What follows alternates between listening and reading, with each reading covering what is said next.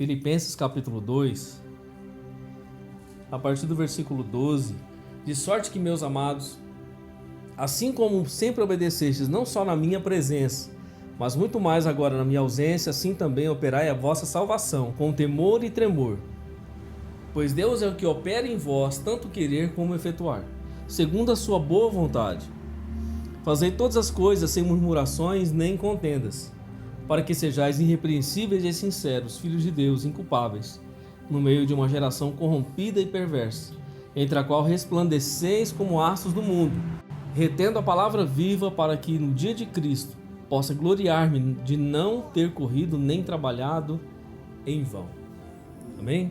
E no capítulo 2, do versículo 5, ele fala assim: de sorte que haja em vós o mesmo sentimento que houve também em Cristo Jesus, que sendo em forma de Deus, não teve por usurpação ser igual a Deus, mas aniquilou-se a si mesmo, tomando a forma de servo, fazendo-se semelhante aos homens. E achando na forma de homem, humilhou-se a si mesmo, sendo obediente até a morte, e a morte de cruz. Pelo que também Deus o exaltou soberanamente, e lhe deu um nome que é sobre todo nome, para que ao nome de Jesus se dobre todo o joelho que estão nos céus, na terra e debaixo da terra, e toda língua confesse que Jesus Cristo é o Senhor, para a glória de Deus Pai. No versículo 12, ele diz que deve haver em nós o mesmo sentimento que houve em Cristo Jesus. Na sequência ele fala que Jesus, sendo em forma de Deus, sendo Deus, ele não usurpou ser igual a Deus, ele quis ser igual a eu e você. Um homem simples, mesmo sendo divino, ele tomou a forma de servo, ele aniquilou-se a si mesmo, fazendo-se semelhante aos homens, para sentir o que eu e você sentimos, para viver tudo aquilo que Deus tinha para ele. E Paulo nos convida a ter o mesmo sentimento que houve também em Cristo Jesus, que Jesus, sendo servo, ele humilhou-se a si mesmo e, sendo obediente, foi até a morte de cruz. E uma característica é ressaltada aqui: a obediência no propósito de Deus até a morte, e a morte de cruz. A obediência de Jesus fica notória quando ele vai para a cruz. E mesmo no Getsêmani, mesmo diante da maior angústia da sua alma no Getsêmani, ele não recua. Quando ele abre o seu coração naquela oração ao Pai, e dizendo: Pai, passa de mim esse cálice, porém não seja feita a minha vontade, mas a tua. Em tudo nós vemos a humildade e a obediência do Senhor em cumprir o propósito de Deus na vida dele. E aí a Bíblia diz que por conta disso, em se humilhar a si mesmo, ser obediente e ir até a morte de cruz, Deus o exaltou. O exaltou soberanamente e lhe deu um nome que é sobre todo nome. E diante do nome de Jesus, da pessoa de Jesus, todo joelho que está na terra, debaixo da terra e no céu há de se dobrar. Mesmo aquele que não quer se dobrar hoje, ou que não queira se dobrar no futuro, todo joelho vai se dobrar diante dele, e toda língua vai confessar, querendo ou não, que ele é o Senhor, para a glória de Deus Pai. Porque o que Jesus fez refletiu em toda a eternidade. A sua obra foi extraordinária e tocou toda a eternidade. Ao nome de Jesus, todo joelho se dobrará e toda língua confessará que ele é o Senhor. Que bom, queridos, que nós já estamos nessa noite nos dobrando diante dele, e que as nossas línguas já estão confessando que ele é o Senhor, para a glória de Deus Pai nessa noite. Eu quero falar um pouquinho nessa noite sobre esses versículos que nós lemos aqui. Eu quero falar sobre que nós devemos operar a nossa salvação com temor e tremor. E é isso que Paulo está falando para os irmãos de Filipe nessa carta. De sorte que, meus amados, assim como sempre obedeceste, não só na minha presença, mas muito mais agora na minha ausência, assim também operai a vossa salvação com temor e tremor. Ele está dizendo que nós devemos desenvolver a nossa salvação com temor e tremor diante de Deus. Ou seja, nós devemos crescer, progredir na fé, aperfeiçoar, avançar na vida cristã, guardar o nosso coração, guardar a nossa vida em Deus, no propósito de Deus, operar a nossa salvação. Ou seja, já fomos salvos, Jesus já nos resgatou com o seu sangue, através da morte na cruz, não podemos fazer nada para ser salvos, mas uma vez que fomos salvos por Ele, nós devemos operar essa salvação, desenvolver essa salvação, crescer na graça, no conhecimento, crescer em santidade, crescer em humildade, crescer em obediência, crescer nos princípios da palavra de Deus, para como um cristão, um filho de Deus, dar testemunho da verdade, amados, que está tão ausente em nossa sociedade. Nós vivemos em uma sociedade tão pluralista e tão dividida, onde as pessoas fazem a sua verdade. Vivemos em uma sociedade relativista, não mais uma verdade central, mas há várias verdades, cada um faz a sua. Mas quando nós, como filhos de Deus, estamos vivendo este propósito do Senhor, operando a nossa salvação com temor e tremor, duas palavras essenciais para a nossa vida: temor a Deus. O temor a Deus nos remete a um respeito à sua pessoa, a um respeito ao caráter de Deus, à pessoa de Deus. E quando nós olhamos para Deus, o primeiro retrato que nós vemos na nossa pequenez é a santidade do Senhor. Abra sua Bíblia em Isaías capítulo 6. No ano em que morreu o rei Uzias, eu vi o Senhor assentado sobre um alto e sublime trono. O seu séquito enchia o templo. Os serafins estavam acima dele. Cada um tinha 6 asas, com 2 cobriam o rosto, com 2 cobriam os pés, e com 2 voavam. E clamavam uns para os outros, dizendo: Santo, Santo, Santo é o Senhor dos exércitos. Toda a terra está cheia da sua glória. E os umbrais das portas se moveram com a voz do que clamava, e a casa se encheu de fumaça. Versículo 5. Então disse eu: ai de mim, que vou perecendo, porque eu sou um homem de lábios impuros, e habito no meio de um povo de impuros lábios, e os meus olhos viram o Rei, o Senhor dos exércitos. Mas um dos serafins voou para mim, trazendo na mão uma brasa viva que tirada do altar com uma tenaz. E com ela tocou a minha boca e disse: eis que isso tocou os teus lábios, e a tua iniquidade foi tirada, e purificado o teu pecado. Versículo 8. Depois disso ouvi a voz do Senhor que dizia: quem enviarei? Quem há de ir por nós? Então disse eu: eis-me aqui, envia-me a mim. Isaías, que já tinha o chamado profético, ele tem uma visão sobrenatural. O céu se abre para ele. A visão foi tão extraordinária, foi tão real, que aquilo abalou as estruturas de Isaías. E ele narra que ele vê o trono de Deus, do Altíssimo, um trono alto, sublime, e sobre ele estava o Altíssimo. E ele viu os anjos rodeando aquele trono, os serafins, dos anjos que ardem em fogo. Eles estão clamando. E a palavra que eles clamam, que Isaías ouviu, quando o céu se abriu, era santo, 3 vezes santo. E diziam: Santo, Santo, Santo, toda a terra está cheia da sua glória. Quando Isaías escuta, e ele vê que os umbrais das portas se movem com a voz do que clamava, e a casa se encheu da fumaça, a glória de Deus encheu aquele lugar.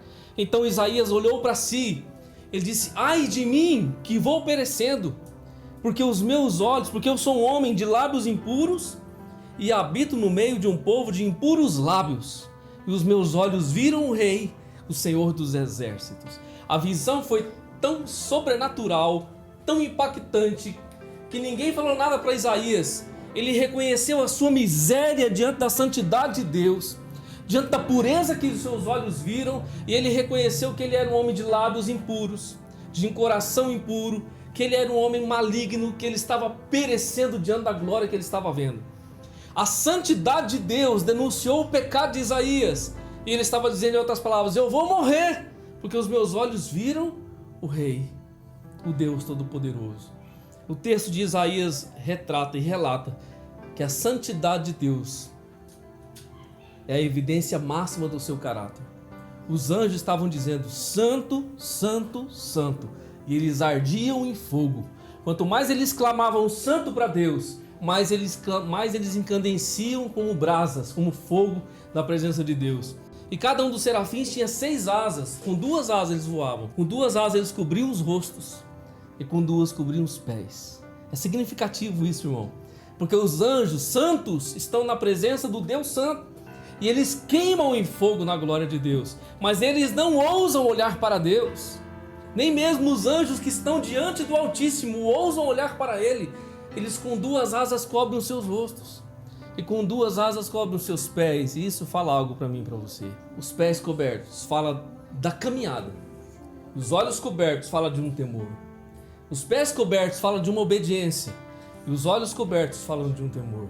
2 asas e voando ligeiramente fala de uma prontidão em cumprir o propósito de Deus. E uma prontidão em viver a vontade de Deus. Em voar no Espírito. Em ser um instrumento nas mãos do Senhor. Quando Isaías diz essas palavras, ele reconhece que os seus lábios são impuros. Ele reconhece a sua iniquidade. A Bíblia diz que um dos serafins, ele vai até o altar de Deus com uma espécie de um alicate, uma tenaz. Ele pega uma brasa viva daquele altar e ele voa até Isaías e toca nos lábios de Isaías. E o versículo 7 diz assim: e com ela tocou a minha boca e disse: eis que isto tocou os teus lábios, e a tua iniquidade foi tirada, o verso 7, e purificado o teu pecado. Agora olha o verso 8, irmão. Depois que o anjo toca na boca de Isaías com aquela brasa viva, isso purificou o teu pecado, tirou a tua iniquidade. No verso 8, acontece a seguinte pergunta: depois disso ouvi a voz do Senhor. Agora o Senhor diz: a quem enviarei e quem há de ir por nós? Então disse eu: eis-me aqui, envia-me a mim. Primeiro, Isaías, quando se depara com a santidade, ele estremece e pensa que vai morrer. A santidade o toca e o transforma de dentro para fora. E agora no verso 8, Deus faz uma pergunta após Isaías ser purificado.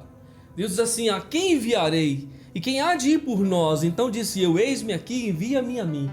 Isaías agora não está na concepção de um pecador caído, de alguém apavorado, mas ele está se colocando em prontidão porque ele foi tocado por Deus, ele foi tocado pela santidade de Deus, e agora o desejo dele é cumprir o chamado, é cumprir a ordem de Deus, é ser enviado por Deus para onde Deus assim o mandar. E nós sabemos que o profeta Isaías, como Jeremias, como Ezequiel, esses profetas passaram um período onde o povo estava cativo na Babilônia, onde o povo de Israel estava em desobediência a Deus. E esses homens foram levantados com muitas profecias, com muitos alertas de Deus, com muitas repreensões de Deus. Isaías foi levantado por Deus para cumprir esse chamado e levar ali muitas palavras para o seu povo, para trazer de volta o seu povo para Deus. E foi dentro desse chamado que Isaías descobriu que Deus é santo e que Deus é 3 vezes santo. Isso mostra quem Deus é. O Deus que eu e você servimos, que nós não só olhamos para Ele como um Deus, Ele é o nosso Pai, mas Ele é santo. A nossa vida vai fazer a diferença à medida que nós desenvolvermos este evangelho da salvação. Colossenses 1, 27 diz assim: aos quais Deus quis fazer conhecer quais são as riquezas da glória deste ministério entre os gentios, que é Cristo em vós, esperança da glória, a quem anunciamos admoestando a todo homem e ensinando a todo homem em toda a sabedoria, para que apresentemos todo o homem perfeito em Jesus Cristo. Ele disse que nós somos a esperança da glória diante de um mundo caído, quando nós não paramos diante da nossa salvação. Amados, quantos já pararam? Quantos abandonaram o caminho da salvação? Deixaram para lá o evangelho? Deixaram de seguir a fé? Deixaram de seguir a Deus? Pararam. O apóstolo Paulo está dentro da cadeia escrevendo essa carta. Irmão, em outras palavras, não pare. Continue vivendo a fé. Vai vir heresia, vai vir problema, vai vir perseguição, vai vir luta, mas continue vivendo a fé. Não pare, continue prosseguindo, continue operando a sua salvação, continue progredindo, crescendo, aperfeiçoando a sua fé, buscando a presença de Deus, avançando na vida cristã. Continue, não pare. O versículo 29 diz assim, de Colossenses 1: e para isso também trabalho, combatendo segundo a eficácia que opera em mim poderosamente. O apóstolo Paulo sabia que o que operava na vida dele, o Espírito Santo, a eficácia abundante do Espírito, operava na vida dele de maneira poderosa, não só para viver o Evangelho, mas para conduzir aquele povo num caminho de abundância na presença de Deus. Operar a salvação, progredir, crescer e aperfeiçoar faz parte de cada um de nós. De sorte que, meus amados, assim como obedecestes não só na minha presença, mas muito mais agora na minha ausência. Assim também operai a vossa salvação com temor e tremor. 1 Coríntios 9, 19.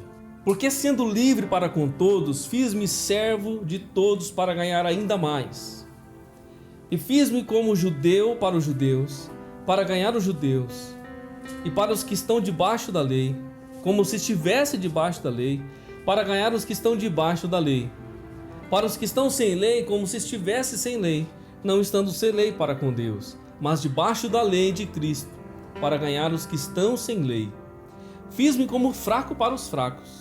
Para ganhar os fracos, fiz-me de tudo para que por todos os meios pudesse chegar a salvar alguns. Eu faço isso por causa do Evangelho, para ser participante dele. Não sabeis vós que os que correm no estádio, todos na verdade correm, mas um só leva o prêmio?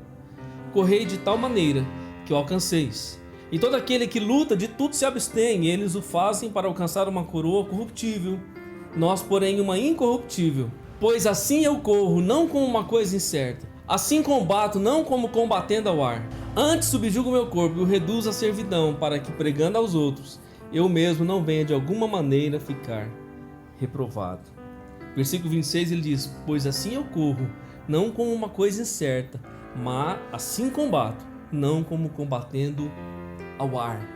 O que eu e você estamos vivendo no Senhor, diante da palavra do Senhor, não são incertezas, irmão. Você já viu como que as pessoas estão incertas aí fora? Principalmente na hora da crise, agora, na hora da crise. Como que as pessoas se desesperam?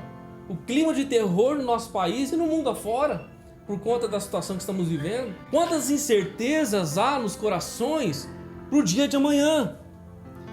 Situação que não deve haver no meu e no seu coração, porque nós não estamos combatendo como quem combate no ar, irmão. Nós sabemos a guerra que nós vivemos, nós sabemos o propósito que nós temos, e o Deus que nós temos, e o Evangelho que nós estamos seguindo. Nós temos um endereço, amados, nós temos uma perspectiva, nós temos uma direção, um refrigério, um consolo que está sobre nós todos os dias, uma segurança e uma paz que esse mundo não pode dar, somente o nosso Deus que garante no nosso espírito. E Paulo estava dizendo: todos nós estamos correndo nesse grande estádio da vida. Ele se fazia de fraco para com os fracos, alguém que vivia a lei para aqueles que viviam a lei, alguém sem lei para aqueles sem lei, mas com a lei de Cristo, para que ele pudesse ganhar alguns para Jesus. Ele fazia de tudo, por todos os meios, para tentar salvar alguns, que era precioso viver isso em Deus. E ele diz no verso 23, eu faço isso por causa do Evangelho, para ser também participante dele. Porque Paulo entendia, para mim ser participante do Evangelho, eu preciso pregar ao outro, eu preciso ganhar o outro, eu preciso anunciar ao outro, eu não posso ficar quieto. Se existe judeu, eu preciso me fazer de judeu com ele. Ele vive a lei, eu preciso fazer que eu vivo a lei, para tentar ganhá-lo para Cristo. Se existe aqueles que estão sem lei, eu vou viver como um sem lei, mas eu tenho a lei de Cristo, para tentar trazê-lo para Cristo. E aí ele traz a figura do atleta cristão, daquele que está correndo num estádio, e o estádio aqui você pode imaginar esse mundo, correndo na verdade, e aqueles que, naquele contexto greco-romano, os gregos, os Jogos Olímpicos, eles corriam por uma coroa de louro. Aquela era a glória que eles tinham quando alguém chegava em primeiro lugar. Mas Paulo usa essa figura, ele diz, eles correm no estádio, todos na verdade correm, mas um só leva o prêmio. Correi de tal maneira que alcanceis. Todo aquele que luta de tudo se abstém. Ou seja, isso o atleta faz. O atleta se prepara, ele vai fazer uma dieta, ele vai renunciar muitas coisas para que ele possa estar em dia ali para participar daquela corrida. Eu e você, da mesma maneira, como filho de Deus, vamos nos abster de muitas coisas, irmão, muitas vezes. Porque viver em santidade vai em contramão àquilo que o mundo vive. Viver uma vida de santidade com Deus vai em contramão ao que a sociedade moderna impõe. E ele diz assim, todo aquele que luta de tudo se abstém, eles o fazem para alcançar uma coroa corruptível. Nós, porém, uma incorruptível. Uma coroa de louro, corruptível, que era colocada sobre a cabeça, daqui a pouco estava murcha, as folhinhas. Mas nós estamos no alvo de uma coroa incorruptível, uma coroa eterna. E aí ele fala, pois assim eu corro não com coisa incerta. Eu sei para quem eu estou correndo. Eu sei para quem eu estou vivendo. Eu sei qual é o meu combate. Eu não estou combatendo ao ar. As nossas orações, elas têm um alvo, elas têm um foco. Nós não estamos dando tiro para todo lado. A gente sabe quem nós estamos servindo. Qual é o Deus que nós estamos adorando. Por isso ele fala: antes subjugo o meu corpo, reduzo a servidão, para que pregando aos outros eu mesmo não venha, de alguma maneira, ser reprovado. Aí ele olha para ele e diz: eu preciso olhar para mim. Eu preciso reduzir o meu corpo à servidão. Eu preciso lançar o meu corpo no pó, colocar ele no lugar dele. Porque quando eu for pregar aos outros, eu não venha a ser reprovado de alguma maneira. Eu preciso ter a minha vida com Deus no lugar irrepreensível, para que quando eu abrir a minha boca ou a minha vida ser exposta, eu não seja reprovado, mas eu possa ganhar aqueles que estão me vendo, aqueles que estão me ouvindo diante da presença de Deus. Isso é não parar na fé. Isso é continuar, é crescer, é progredir, é aperfeiçoar a cada dia. Isso é buscar um renovo na presença de Deus. Às vezes, irmãos, os dias vão passando, a gente tem a tendência de se esfriar, a tendência de deixar muitas coisas entrar em nossas vidas. Talvez um palavrão que não falava começa a falar, julgar alguém que não julgava começa a julgar, uma mentira que não mentia começa a mentir, umas negociaçõezinhas com a carne que não tinha, começa a negociar de novo, começa a abrir um precedente aqui, um precedente ali. Eu sempre falo que precedente é perigoso. Sabe aquele ditado, quando dá a mão que é o pé? Perigoso. O pecado é assim, você dá a mão, ele quer o pé, irmão. Daqui a pouco vai o corpo inteiro. Nós devemos, isso faz parte da nossa prática, operar a salvação com temor e tremor. Cabe a mim, cabe a você, é a nós, porque Jesus já morreu por nós. Agora, guardar a nossa vida no Senhor compete a mim e a você esse cuidado. Filipenses 2:13. Porque Deus é o que opera em vós, tanto o querer como o efetuar, segundo a sua boa vontade. Deus está trabalhando em nossas vidas. Às vezes nós esquecemos disso, irmão. Deus está trabalhando em nossas vidas. Às vezes a gente se esquece disso. Que nada acontece por acaso, que tudo tem um propósito. Não estamos vivendo sozinhos. Tem um Espírito Santo que está conosco, Ele fala com a gente. Irmão, tem hora que o Espírito Santo fala com você, fala comigo, a gente não entende, pensa que é o coração. Tem hora que o Espírito Santo move a nossa mente, move-nos e a gente nem percebe. É o Espírito de Deus, está nos guiando, a gente não está percebendo. O fato é que Paulo está dizendo aqui no versículo 13: porque Deus é o que opera em vós, tanto querer como efetuar segundo a sua boa vontade. Em outras palavras, está dizendo que não depende de mim, não depende de você, não depende de nós, não depende. Porque o que Deus tem para fazer e o que Ele vai fazer, não depende de mim e de você. Operar a salvação, executar a salvação, sim, em viver os princípios que a palavra nos ordena. Mas a obra de Deus vai ser feita em nossas vidas, não depende, não é por aquilo que eu faço, por aquilo que eu acho, por aquilo que eu penso, porque é Deus em que opera em vós, tanto querer como efetuar segundo a sua boa vontade. Deus está trabalhando em nossas vidas. Vamos abrir a nossa Bíblia em Jeremias 18, do versículo 1 ao 6. Outro profeta também levantado por Deus, dentro do mesmo contexto de Isaías, contemporâneo de Isaías, que também trouxe muitas palavras de Deus ao povo. Jeremias é considerado um profeta chorão, porque ele chorava demais, se lamentava demais em ver a situação do seu povo. Havia muito pranto no coração daquele homem.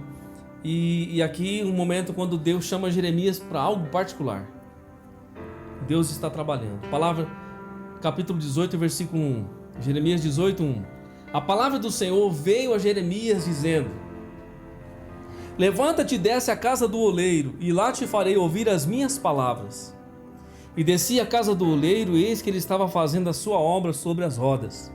E como o vaso que ele fazia de barro quebrou-se na mão do oleiro, e tornou a fazer dele outro vaso, conforme o que parecia bem aos olhos do oleiro fazer. Então veio a mim a palavra do Senhor, dizendo: não poderei fazer eu de vós como fez este oleiro, ó casa de Israel. Diz o Senhor: eis que como barro na mão do oleiro, assim sois vós na minha mão, ó casa de Israel. Irmãos, Deus fala com Jeremias e diz: Jeremias, desce à casa do oleiro, lá te farei ouvir as minhas palavras.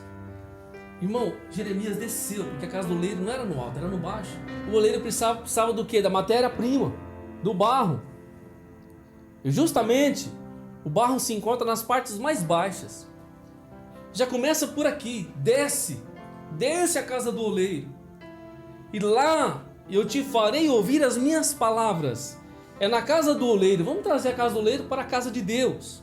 Onde Deus fala, onde está a palavra de Deus. A importância da comunhão, a importância de congregarmos, a importância de estarmos juntos. Mas Jeremias é convidado para descer a casa do oleiro. E lá na casa do oleiro, ele ouviria as palavras de Deus. Por que Deus não falou com ele ali mesmo, irmão? Por que Deus não falava com ele ali mesmo? Mas Deus disse, desce lá, você precisa descer. Vai empregar força para subir depois, mas você vai ter que descer. Jeremias desce. E quando ele desce, ele vê o oleiro fazendo a sua obra sobre as rodas. Deus não está falando nada, irmão. Jeremias está olhando. Jeremias está contemplando. O oleiro está fazendo sobre a roda, ele colocou o barro e ele está fazendo um vaso. Como o vaso que ele fazia de barro, verso 4, quebrou-se na mão do oleiro, tornou a fazer dele outro vaso, conforme lhe parecia bem aos olhos do oleiro fazer.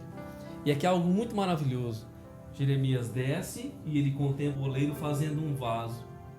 Em um dado momento, quando a roda está girando, aquele vaso que estava quase pronto quebra na mão do oleiro. E o oleiro joga o barro fora. Não, o oleiro pega o barro novamente e continua a fazer um outro vaso e dar forma a outro vaso. E o texto diz que ele queria fazer um vaso conforme parecia bem aos seus olhos fazer. E aí a Bíblia diz no verso 5, então veio a minha palavra do Senhor dizendo, agora a palavra de Deus veio de novo a Jeremias. Não poderei eu fazer de vós como fez este oleiro, ó casa de Israel.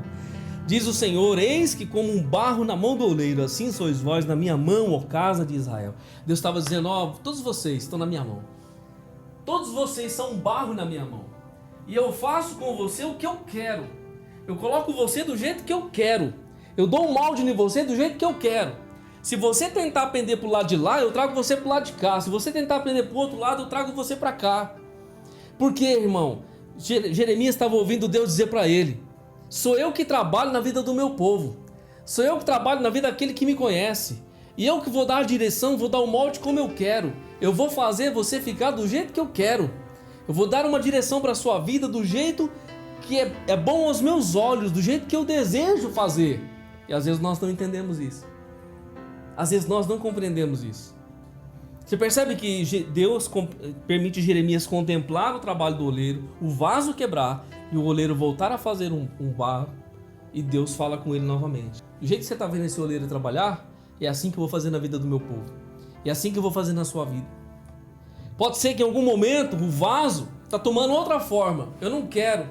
Nem que se for preciso quebrar na minha mão, porque quebra na mão de Deus, irmão. Não quebra na mão de estranho. Muitas vezes nós quebramos, mas é na mão de Deus, tem segurança. A mesma mão que nós quebramos, nós somos restaurados. É no mesmo lugar. O problema é quando nós quebramos fora, irmão. Quando nós quebramos fora, nós ficamos em ruína. Ficamos só os cacos lá fora. Mas quando nós quebramos na mão de Deus, Ele nos dá o molde do jeito que Ele quer. Então nós temos segurança, porque nós vamos ser cheios do Espírito Santo, cheios da presença do Senhor. Deixa eu falar, irmão, você está achando que Deus vai permitir rachadura em nossa vida?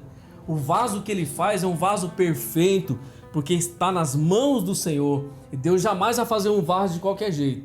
Ou seja, a minha vida e a sua vida, nós estamos diante dEle, nós dependemos dEle, é Ele que está trabalhando. É Ele que está moldando, e muitas vezes nós não entendemos o molde de Deus em nossas vidas. Pensamos que é por aqui, não é? Deus pega a gente e traz de volta. A gente não entende, irmão. Às vezes a gente reluta com aquilo, Deus está com a mão. Deus está trabalhando. A gente pensa que não. Deus está trabalhando, fazendo do jeito dele, a gente quer fazer do nosso jeito, está trabalhando. E aí, tanta insistência, quebra. Demora um tempo novamente para se restaurar, para se levantar, para se recompor, mas estamos na mão de Deus. Por isso, precisamos ouvir a voz do Senhor e entender que não depende só de nós. Por isso que Paulo está dizendo, porque Deus é o que opera em vós, tanto querer como efetuar.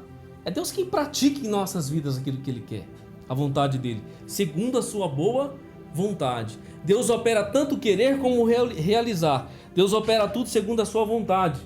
Quem faz todas as coisas é o Senhor. Jesus disse em João 5,17, Jesus lhes respondeu: meu Pai trabalha até agora e eu também. Sabe quando Jesus diz isso? Qual é o contexto? Havia um tanque chamado Betesda, e a Bíblia diz que de tempo em tempo um anjo vinha e movia as águas. E quando aquelas águas se moviam, o enfermo que estava ali perto, se jogasse dentro, ele era curado. E quando Jesus chega próximo àquele tanque de Betesda, havia um homem acamado, um homem numa cama, e ele tinha um espírito de enfermidade. Então quando Jesus chega e diz para ele se ele queria ser curado, ele disse: olha, senhor, não tem quem me joga lá dentro. Sempre quando eu vou para me jogar na água, alguém pula na frente e eu não consigo. Então Jesus cura aquele homem. E a Bíblia diz que aquele era um dia de sábado, e por conta daquilo, os fariseus, os doutores da lei, começaram a perseguir Jesus, porque no sábado não podia curar. E aqueles homens contestam aquele que foi curado. No sábado não pode trabalhar. O irmão não pode nem curar ninguém no sábado, não pode fazer obra nenhuma, não pode fazer nada, tem que deixar morrer. O homem largou a cama e começou a adorar a Deus. Foi curado por Cristo. E é dentro desse contexto que Jesus diz: meu Pai trabalha até agora e eu trabalho também. Não existe hora, não existe cronos, não existe momento. Deus trabalha o tempo todo. Deus não está movido a regras de homens, a tradições humanas. Deus, irmão, não está comprometido com coisas de homens. Ele é Deus santo, Ele faz a obra a hora que Ele quer, do jeito que Ele quer, na hora que Ele quer, da forma que Ele quer. Aleluias. Jesus disse: meu Pai trabalha até agora e eu também. Deus está trabalhando em nossas vidas, Jesus também. E as pessoas não entendem muitas vezes. As pessoas não entendem. Por que foi curado? Não pode. Não pode. Você está quebrando a regra. Você está quebrando a regra, Jesus. Você está curando no sábado? Como se Deus estivesse limitado a dias, irmão. Deus não se limita a nada e nem a ninguém. A hora que Ele quer fazer, Ele faz e ponto final. Ele é Deus. Amém? Salmo 127, o verso 1 e 2 diz assim: se o Senhor não edificar a casa, em vão trabalham os que edificam. Se o Senhor não guardar a cidade, em vão vigia a sentinela. Olha a dependência de Deus. A nossa plena dependência de Deus. Se o Senhor não edificar a casa, em vão trabalham os que edificam. Se não for Deus que está edificando a nossa casa espiritual, a edificação, se não for Deus que está trazendo a construção sobre as nossas vidas, será em vão a nossa edificação, o nosso trabalho. Se o Senhor não guardar a cidade, em vão vigia a sentinela. Se não for Deus guardando a nossa vida, a nossa cidade, o nosso país, em vão vigia a sentinela. Inútil vos será levantar de madrugada, repousar tarde, comer o pão de dores, pois assim dá Ele aos seus amados o sono. Ele está dizendo que não depende de mim, não depende de você. Se o Senhor não guardar, se o Senhor não edificar, se o Senhor não estiver no controle, tudo será inútil e tudo será em vão.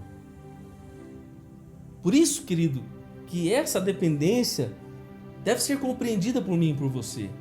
Isaías 64:4, ele diz assim: porque desde a antiguidade não se ouviu, nem com os ouvidos se percebeu, nem com os olhos se viu um Deus além de ti que trabalha para aquele que nele espera.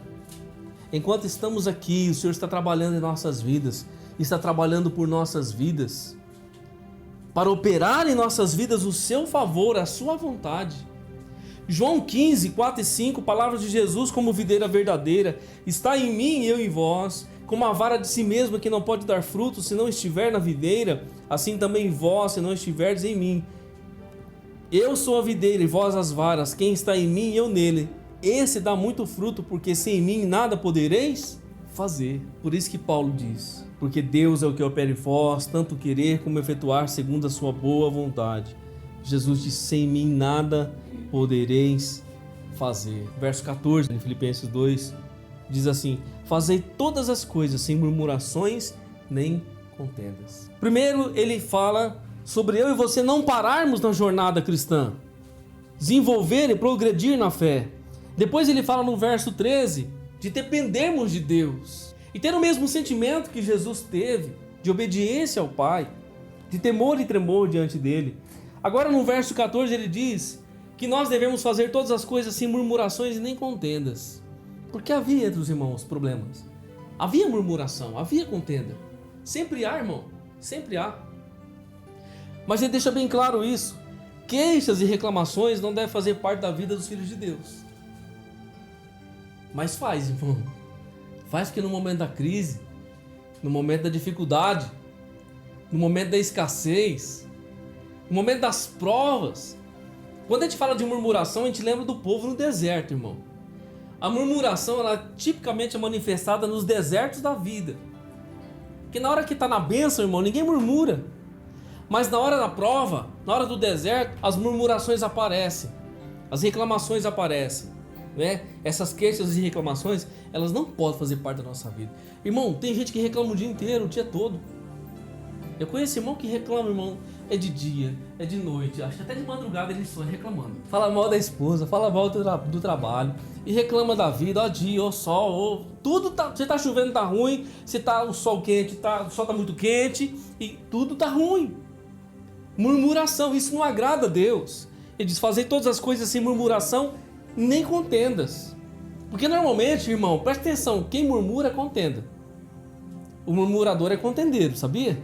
Olha para o povo no deserto, o povo estava seguindo a nuvem.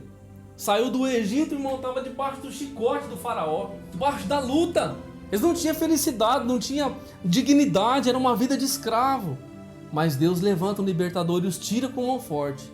Agora eles vão para o deserto, mas rumo à terra prometida. Eles não iam ficar no deserto, o deserto é uma fase. O deserto é para tirar o Egito de dentro. E aí eles não entendiam isso. Eles estavam no deserto desejando o Egito. Eles estavam no deserto desejando as comidas de faraó, a panela, lá do faraó. E alguns dizem assim, será que não tinha cova suficiente no Egito para a gente morrer aqui nesse deserto?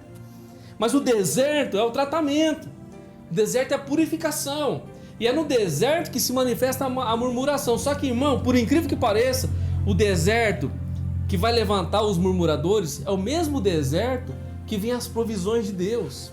É no deserto que Deus envia a cordoniz, é no deserto que Deus faz a água sair da rocha, é no deserto que Deus envia o pão do céu, é no deserto que Deus coloca uma nuvem para guardar do sol, que coloca uma coluna de fogo para guardar do frio, é no deserto que Deus opera o seu milagre, é no deserto que Deus faz a água amarga ficar doce, é no deserto que Deus faz os seus milagres. Mas por incrível que pareça, é no deserto que nós murmuramos. E por incrível que pareça, é no deserto que murmuramos e que se levantam os contendeiros. É nessa hora que você vai ver quem que é contendeiro na obra de Deus. Aí se levantou Coré, Datã e Abirão. Aí vamos se levantar como líder. Moisés não está entendendo nada. Nós vamos voltar para o Egito. Quem quiser vir com a gente, vamos.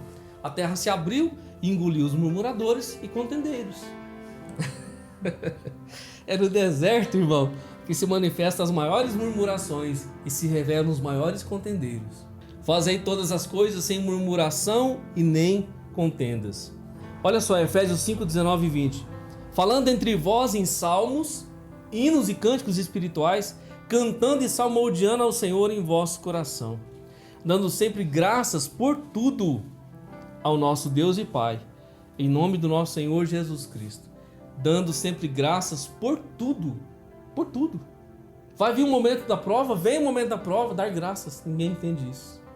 Ninguém quer dar graças na prova. Ninguém quer dar graças diante de uma adversidade.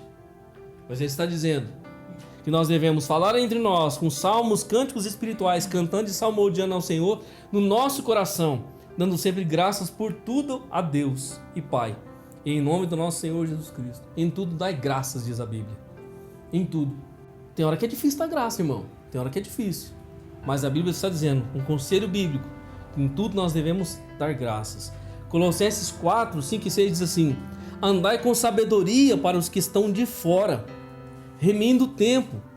A vossa palavra seja sempre agradável, temperada com sal, para que saibais como vos convém responder a cada um.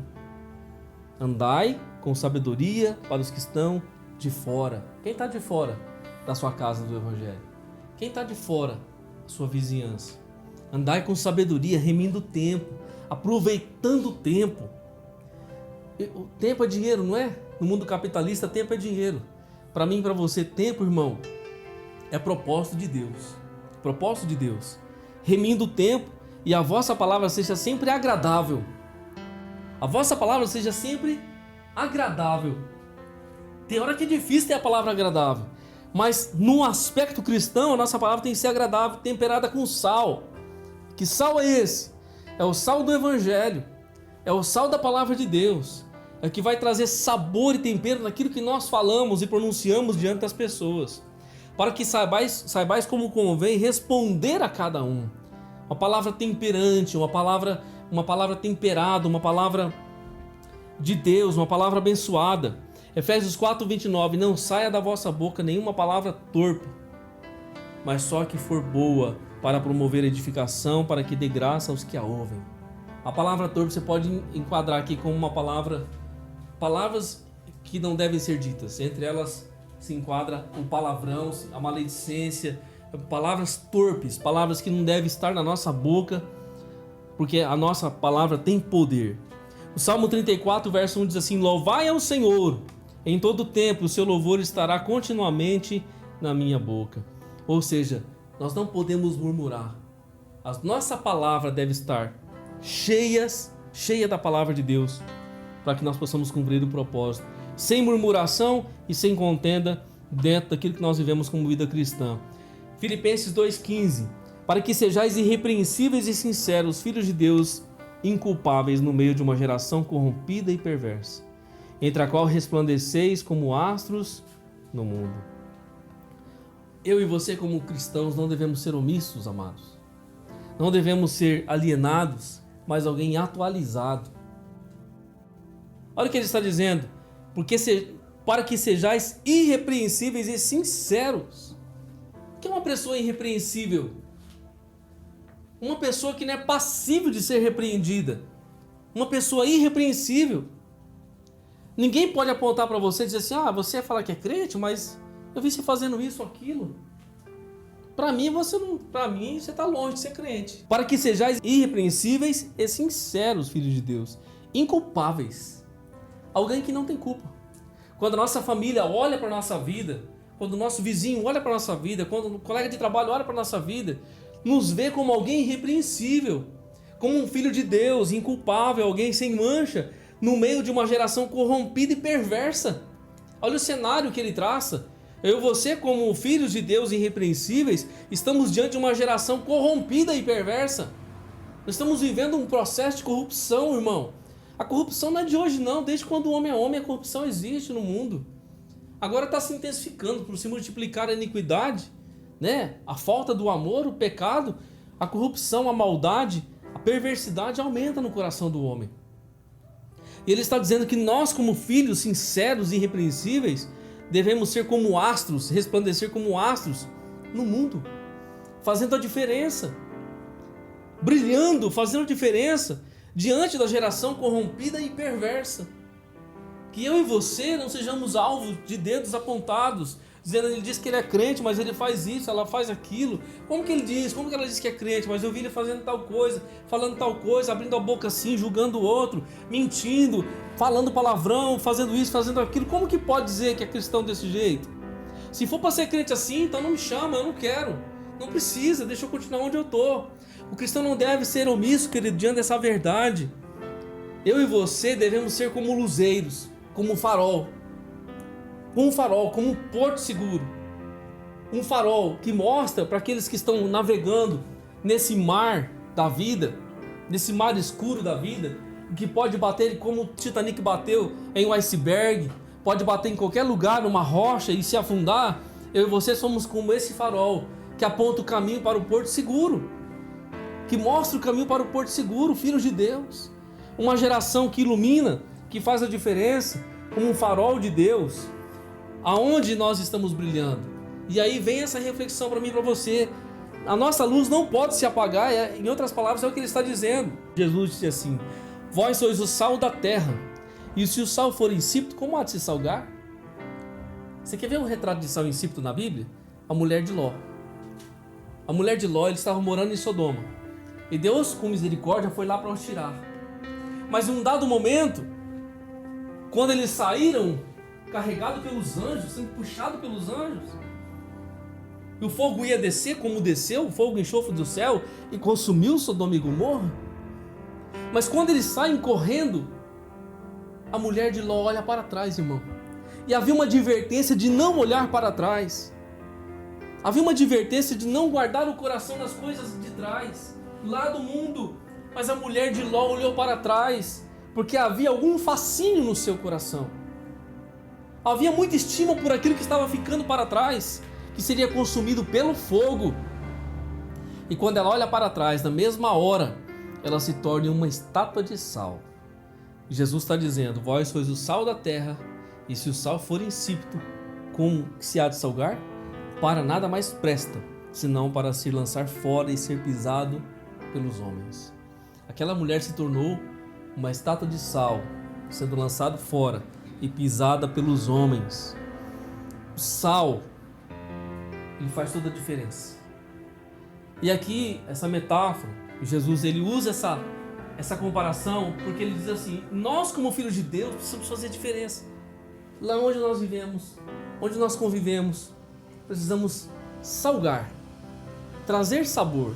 Talvez salgar não seria o mais apropriado, mas trazer sabor. O sal precisa influenciar, irmão. Precisa influenciar. Se você faz a comida e não põe sal, está faltando. Se você faz a comida e põe sal demais, também dá problema. Só que ainda dá para tomar uma água depois, né? A água do Espírito pelo menos ainda vem, ainda tira um pouquinho daquela. Mas quando você não tem sal, não tem sabor à vida. Não tem nem para nós mesmos, não tem nem para aqueles que estão diante de nós. E Jesus está falando: se o sal que há em você não salga, para nada mais presta a não ser para ser pisado pelos homens. E as pessoas vão dizer: esse aí, essa aí. Esse sal está insípido. Irmão, o sal, ele dá sabor, ele não recebe. Não recebe. O sal, ele influencia, mas ele não pode ser influenciado. Eu e você, como filhos de Deus, devemos influenciar, mas não permitir ser influenciado. E vivemos num tempo onde os cristãos estão sendo influenciados, irmão. Sendo influenciado pelas ideologias, sendo influenciado pela mídia, sendo influenciado por tudo ao redor. Mas não influencia ninguém. Agora, o sal deve influenciar aqui o contexto para mim e para você como filho de Deus, é fazer diferença e não ser movido do nosso lugar. Nós temos que dar sabor e não receber. A diferença está aqui. E muitos têm se deixado influenciar por esse mundo. Jesus segue dizendo: vós sois a luz do mundo. Não se pode esconder uma cidade edificada sobre um monte, nem se acende a candeia e se coloca debaixo do alqueire, mas no velador, e dá a luz a todos que estão na casa. Assim resplandeça a vossa luz diante dos homens, para que vejam as vossas boas obras e glorifiquem o vosso Pai que está nos céus. Quando nós iluminamos, como essa luz que está iluminando aqui, que é uma necessidade, quando nós iluminamos e fazemos a diferença, isso fala das obras, das nossas obras em Deus. As nossas obras estão ligadas a essa luz que Jesus falou. Vós sois a luz do mundo, e não se esconde a luz debaixo de uma mesa. Não se esconde a luz, mas antes coloca no alto para que ilumine todos. Para que essa luz possa clarear a vida daqueles que estão em trevas. Isso é o nosso papel, querido. Nós não devemos apagar essa luz, porque é através dessa luz que os homens verão as nossas obras e glorificarão a Deus por conta dessa luz do Evangelho. E por fim, o verso 16 de Filipenses 2: retendo a palavra da vida, para que no dia de Cristo possa gloriar-me de não ter corrido nem trabalhado em vão. Paulo está dizendo como no dia de Cristo. Paulo está se referindo à volta do Senhor. Tudo que vimos nessa palavra foi uma edificação para a nossa vida. Nós não podemos perder a esperança, amados. Não podemos perder a esperança. Muitas coisas vêm para tentar roubar a nossa esperança. Muitas coisas vêm, muitas dificuldades vêm, até palavras contrárias vêm para tentar roubar a esperança do meu e do seu coração. Mas ele está dizendo: retendo a palavra da vida, retendo a palavra da vida, para que no dia de Cristo possa gloriar-me de não ter corrido nem trabalhado em vão. E nem eu e nem você venhamos ter essa concepção que nós estamos trabalhando em vão. Não estamos trabalhando em vão. Não estamos labutando em vão e vivendo a fé em vão. Não podemos perder a esperança. O próprio Jó, quando estava na ruína da sua vida, irmão, quando estava lá no pó, perdeu tudo. ele disse assim: há esperança para a árvore que, se for cortada, ao cheiro das águas ela brotará, e não cessarão os seus renovos. Porque a árvore foi cortada, mas ela estava com as raízes profundas na terra. Raízes fala dessa vida em Deus. Raízes fala desse comprometimento com o Evangelho, desse comprometimento com Deus. Por isso eu e você temos que nutrir a nossa esperança no Senhor e continuar a nossa caminhada firme e forte no Senhor Jesus. Amém? Estamos no propósito do Senhor, na santidade do Senhor. Nada pode mudar a nossa caminhada. Que nós possamos operar a nossa salvação com temor e tremor. E Jesus disse assim: não deveis temer aqueles que matam o corpo. Temei, pois, aquele que, além de matar o corpo, pode lançar a alma e o corpo no inferno. E esse é Deus. Que eu e você possamos temer e tremer diante do Altíssimo que está sobre as nossas vidas. Operar a nossa salvação com temor e tremor diante dele. Vamos orar?